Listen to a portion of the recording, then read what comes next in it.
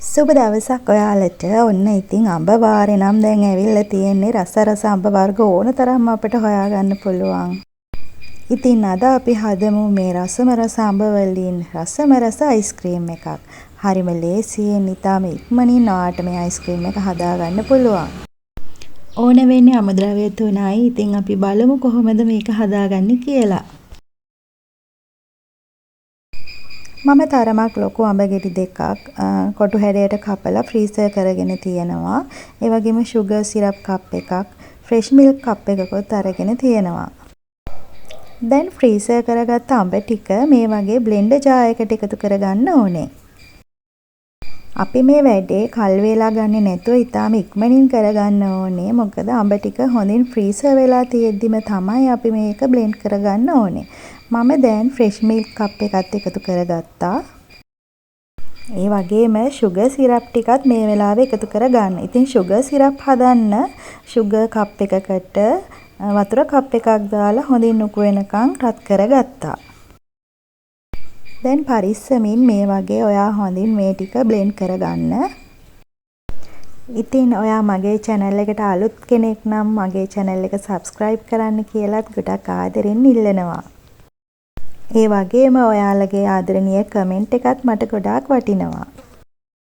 දැන් ඔයාලට පේනවා ඇති හොඳ ක්‍රීම් එකක් විදියට මේ අපේ පේස්ට් එක හැදිලා තියෙනවා. ඉතින් මේ වගේ හැන්ඩ් එකකින් තව ටිකක් හොඳින් කලවම් කරමින් අඹ කෑලි ටික හොඳින් බ්ලෙන්ඩ් කරගන්න.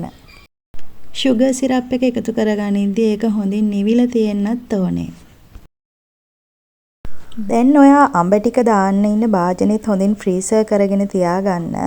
ඉතින් දැන් මේ භාජනයට අපි හදාගත්ත පේස්ට් එක මේ වගේ එකතු කරගන්න ඕනේ. දැන් මේ භාජනය හොඳින් කවර් කරගෙන ෆ්‍රිජ් එකේ පැයක් තියාගත්තත් හොඳටම ඇති. ඔයාට කැමති නම් ඊට වැඩි වෙලාවක් වුණත් තියාගන්න පුළුවන්. ඔන්න ඉතින් මගේ අයිස්ක්‍රීම් එක නම් දැන් හොඳින් සෙට් වෙලායි තියෙන්නේ. ඇත්තටම බලන්නකො හොඳ පාටකට තියෙනවා. ඒ වගේම රසත් ඒ වගේමයි.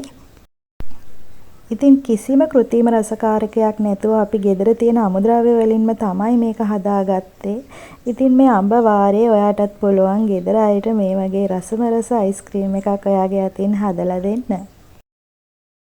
මේ අයිස්ක්‍රීම් එක හදන්න කිසිම අයිස්ක්‍රීම් මැෂින් එකක්වත් කීප සැරේ බ්ලෙන්ඩ් කරන්නවත් අවශ්‍ය වෙන්නේ නැහැ. එක සැරයක් බ්ලෙන්ඩ් කරාම හොඳටම ඇති. ඉතින් ඔයා මතක තියාගන්න අනිවාර්යෙන්ම අඹ ටික මුලින් කොටු හැඩයට කපාගෙන හොඳින් ෆ්‍රීසර් කරලා මේ වැඩේට අරගන්න.